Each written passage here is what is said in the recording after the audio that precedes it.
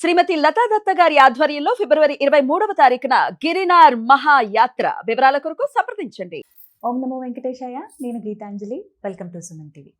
ఇవాళ మనతో పాటు ఉన్న అతిథి రామకిషోర్ ఆచార్యులు గారు. నేను ఇలా చెప్పడం కన్నా శ్రీవారి దాసుడు అని చెప్తే చాలా త్వరగా అర్థమవుతుందండి.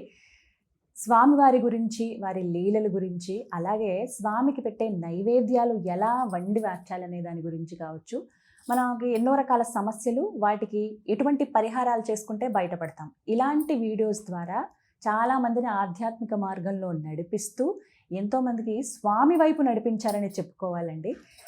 శ్రీవారి దాసుడు అనగానే మీకు ఒక ఛానల్ కనపడుతుంది, అందులో ఇలాంటి ఎన్నో వీడియోస్ ఉంటాయి.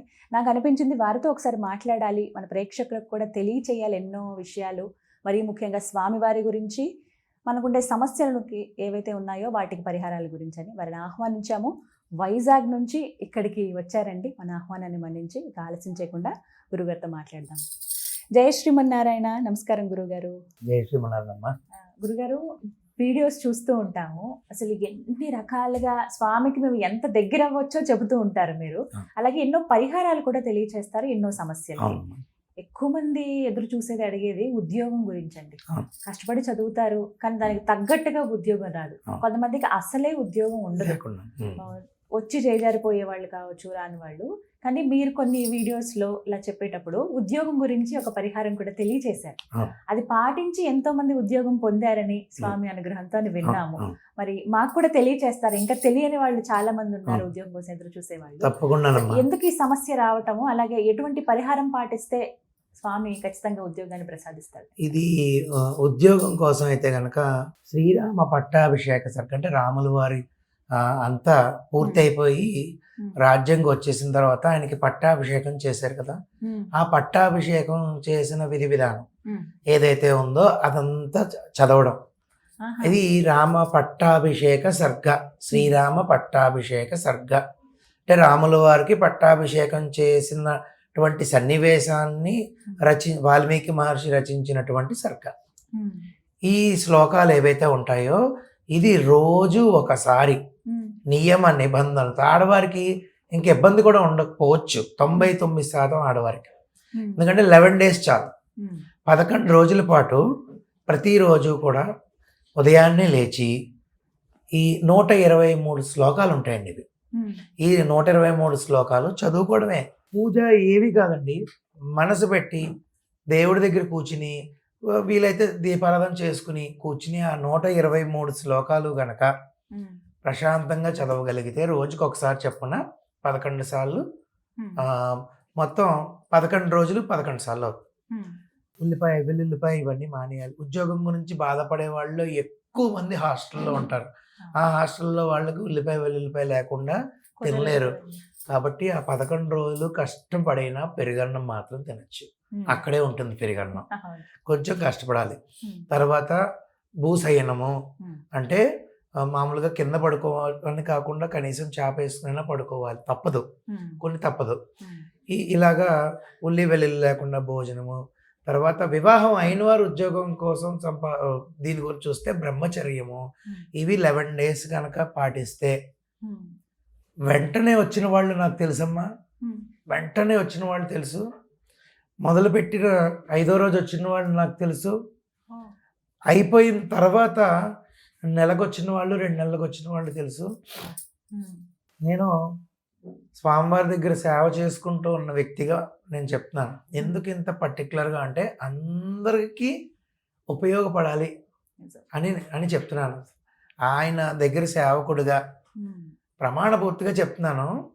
ఎంతమంది ఈ యొక్క పట్టాభిషేక సర్గ చేసి ఉద్యోగాలు సంపాదించి వాళ్ళు భక్తులు నిజంగా ఈ విధంగా ఇంకా ఉన్నారనిపించింది. ఎలాగా అంటే ఇందాక ప్రస్తావన చేశాను, ఒక అమ్మాయి పాపం అమెరికా నుంచి వచ్చి నన్ను కలవడానికి వచ్చింది.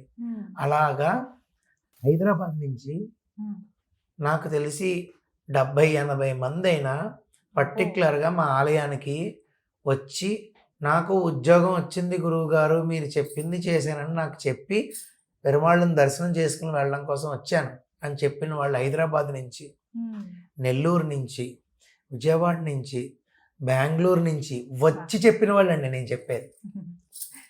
హర్యానా నుంచి హర్యానా ఓ. నుంచి మన వాళ్ళే అక్కడికి వెళ్ళి స్థిరపడి ఉద్యోగం అక్కడి నుంచి వచ్చి ఎంత మంది నా దగ్గరికి వచ్చి చెప్పారంటే నేను ఎంత ఆనందపడ్డానంటే అంత ఆనందపడ్డాను. అదేవిధంగా సంక్షేప రామాయణము అంటే ముందుగా రామాయణం, వాల్మీకి రామాయణం పూర్తిగా మనకు రావడానికి ముందు అంటే క్లుప్తంగా చిన్నదిగా అంటే 100 శ్లోకాలతో కూడిన సంక్షేప రామాయణం. ఈ యొక్క సంక్షేప రామాయణంలో మళ్ళీ 6 కాండలు వచ్చేస్తాయి. ఈ 100 శ్లోకాల్లో 6 కాండలు వచ్చేస్తాయి. ఇది కూడా ఇదే విధంగా పట్టాభిషేక సర్గ ఎంత అయితే మనకి కట్టబెడుతుందో రాజ్యాన్ని ఇస్తుంది, అందులో ఫలశ్రుతిలోనే ఉంటుంది. అలాగా రాజ్యం అంటే మనకి రాజ్యాలు ఇప్పుడు రాజ్యం అక్కలే, మంచి ఉద్యోగమే మన రాజ్యం. మన రాజ్యం సుభిక్షంగా ఉంటుంది, మన రాజ్యం అంతే కదా. ఈ సంక్షేప రామాయణం 100 శ్లోకాలు కలిగి ఉంటుంది.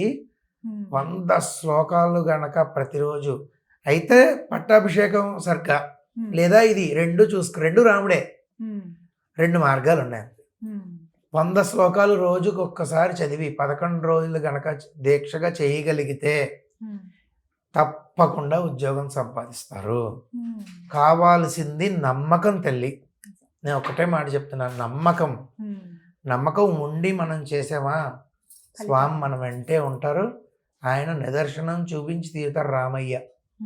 ఎంతో కొన్ని వేల మంది ఉద్యోగాలు ఈ 2 పాటించి సంపాదించుకున్న వాళ్ళు ఉన్నారమ్మా.